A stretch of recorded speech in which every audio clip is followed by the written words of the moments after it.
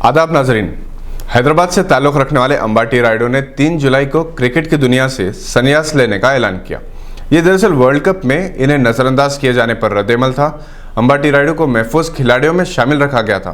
ताहम शिखर धवन और विजय शंकर के जख्मी हो जाने के बाद बीसीसीआई ने इन्हें नज़रअंदाज करके मयंक अग्रवाल को इंग्लैंड भेजने का फैसला किया, जिसके बाद दिल शिकस्ता रायडू ने क्रिकेट के तमाम फॉर्मेट से संन्यास लेने का ऐलान किया। अपने फैसले से इन्होंने बीसीसीआई को मुतल्लक कर दिया। अंबाटी रायडू ने अप्रैल में वर्ल्ड कप के लिए क्रिकेट टीम के ऐलान के बाद ट्वीट किया था कि वह अब एक 3D चश्मे का ऑर्डर करेंगे और मैच देखेंगे। समझा जाता है कि बीसीसीआई ने इनके इस पैगाम का सख्त नोट लिया और इन्हें नज़रअंदाज किया। अंबाटी रायडू के साथ क्रिकेट बिरादरी ने हमदर्दी का इजहार किया। वीरेंद्र सहवाग ने अपने पैगाम में कहा कि अंबाटी रायडू वर्ल्ड कप के लिए नज़रअंदाज किया जाना तकलीफदेह था। वो रिटायरमेंट के बाद की ज़िंदगी के लिए नेक तमन्नाओं का इजहार कर रहे थे।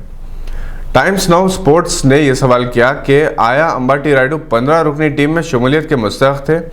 आरपी सिंह ने उम्मीद जाहिर की कि अपनी रिटायरमेंट के बाद की ज़िंदगी अच्छी गुजारेंगे। मोहम्मद कैफ ने लिखा कि वो रायडू का कर्ब महसूस करते हैं। इन्होंने टीम में वापसी के लिए जो कुछ मुमकिन था किया। वर्ल्ड कप में नज़रअंदाज किए जाने से वो दिल शिकस्ता हो गए।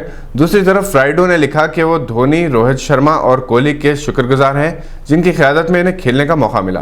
अंबाटी रायडू ने 24 जुलाई 2013 को जिम्बाब्वे के खिलाफ अपने वनडे करियर का आगाज़ किया और वनडे इसी साल ऑस्ट्रेलिया के खिलाफ खेला था। अंबाटी रायडू को इब्तिदाई से अपने करियर के दौरान रुकावटों का सामना करना पड़ा। इन्होंने शिवराज यादव के फर्जंद अर्जुन से इख्तलाफात के बाद हैदराबाद छोड़ दिया था और आंध्रा के लिए नुमाइंदगी की। बाद में वो बड़ौदा चले गए और उसी दौरान इन्होंने इंटरनेशनल खेलने का आगाज़ किया। इन्होंने 55 मैचेस खेले, 3 सेंचुरियां बनाई।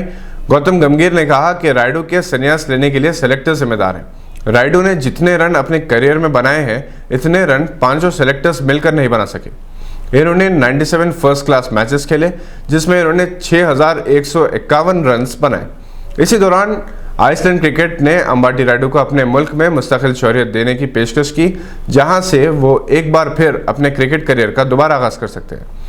आइसलैंड क्रिकेट की जानिब से एक ट्वीट पैगाम में कहा गया कि अग्रवाल ने अभी तक सिर्फ 3 प्रोफेशनल विकेट्स लिए हैं। अंबाटी रायडू को पेशकश करते हैं कि वो अपनी 3D ग्लासेस निकालें और आइसलैंड के लिए क्रिकेट खेलें। यहाँ ये बात काबिल जिक्र है कि आइसलैंड की जानिब से मुतनाज़ा ट्वीट पैगाम आम है।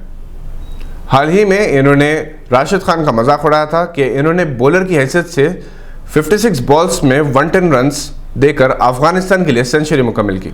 आइसलैंड शुमाली अटलांटिक का एक जजीरा है जो आतिशफिशा पहाड़ों, गर्म मौसम बहार, आबशारों, चश्मों और अपनी जोग्राफी नौयत के लिए जाना जाता है। इसकी मुकम्मल आबादी 3.38 लाख है, जो ज़्यादातर दारुल हुकूमत रिजाविक में रहती है।